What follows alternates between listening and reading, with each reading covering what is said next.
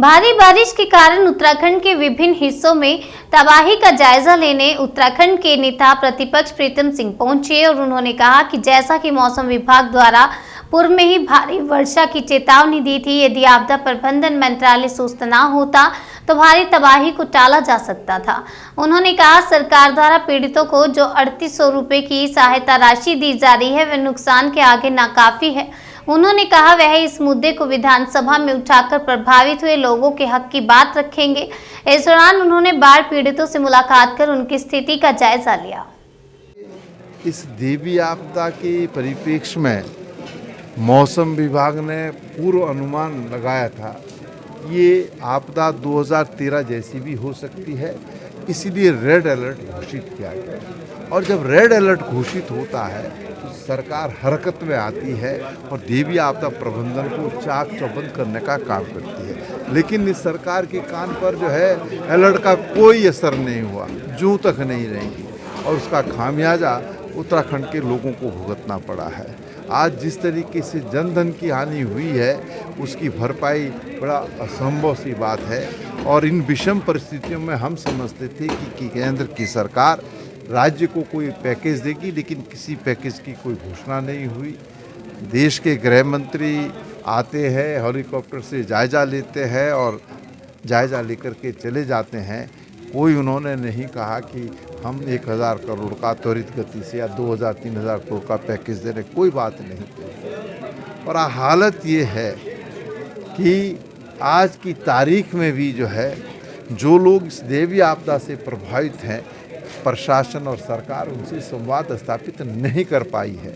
रुद्रपुर में अगर माना प्रशासन जो है प्रभावित लोगों तक पहुंचना बना सके तो आप अंदाज़ा लगा सकते हैं कि जब जिले के अंदर जहां कलेक्टर भी बैठता है, तमाम अधिकारी रहते हैं, वहां ये स्थिति है तो ग्रामीण क्षेत्रों की स्थिति क्या होगी आप स्वयं अंदाज़ा लगा सकते हैं। कमोवेश यही स्थिति नैनीताल के अंदर भी रही। तो हालात बद से बदतर हैं और अब तो इस देवी आपदा प्रबंधन पर जो बात हमने कही, हमारी बात से जो है भाजपा के विधायक भी जो है स्वर मिलाने का काम कर रहे हैं। वो भी कह रहे हैं कि सरकार देवी आपदा प्रबंधन को करने में पूरी तरीके से विफल साबित हुई है और जो नुकसान हुआ है जिसकी भरपाई नहीं हो सकती है उस नुकसान को कम किया जा सकता था, लेकिन डबल इंजन की सरकार पूरी तरीके से विफल सरकार।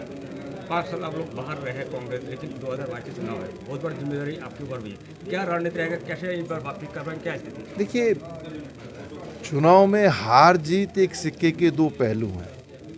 अगर हम चुनाव नहीं, ये तो देखिए ये बहुत एक मजाक जैसा लग रहा है।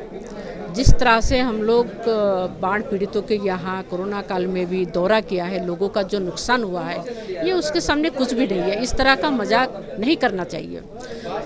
केंद्र में राज्य में दोनों ओर डबल इंजन की सरकार है, तो इस तरह जो गरीब लोगों के लिए इस तरह नहीं करना चाहिए, उनकी मदद करनी चाहिए। तो इस दौरा में मैंने देखा किसी के घर में ऐसा भी है जो कुछ भी नहीं बचा है, 2 टाइम की रोटी भी उनके नहीं है। और हमारे कार्यकर्ता जो है ये हर घर में जाके उनकी राशन पानी खाने पीने की व्यवस्था, सारी व्यवस्था कांग्रेस के कार्यकर्ता कर रहे हैं। लेकिन सरकार से हम प्रार्थना करते हैं इस तरह 3800 रुपया दे के इनकी मजाक न बना के इनको और इस पैसे को आगे बढ़ा के इनकी मदद करें। 3800 रुपया ये जो सरकार द्वारा जो अनुदान दिया जाने का एक सिस्टम होता है, ये एक मतलब राहत होती है ताकि खाने वाने की सामग्री पूरी हो जाए। ये नुकसान की भरपाई नहीं होती है। तो हमारा अनुरोध है और हमें अपने नेताओं पे पूरा विश्वास है कि सरकार पर पूरा दबाव बनाएंगे और उत्तराखंड की जनता को अधिक से अधिक मुआवजा दिलवाएंगे जिसका नुकसान हुआ है। क्योंकि 3800 से जो लाखों रुपये का गेहूं का नुकसान हुआ, कई लोग की इमारतें ढह गई हैं, कईयों के घर बह गए नदी में, 3800 रुपये से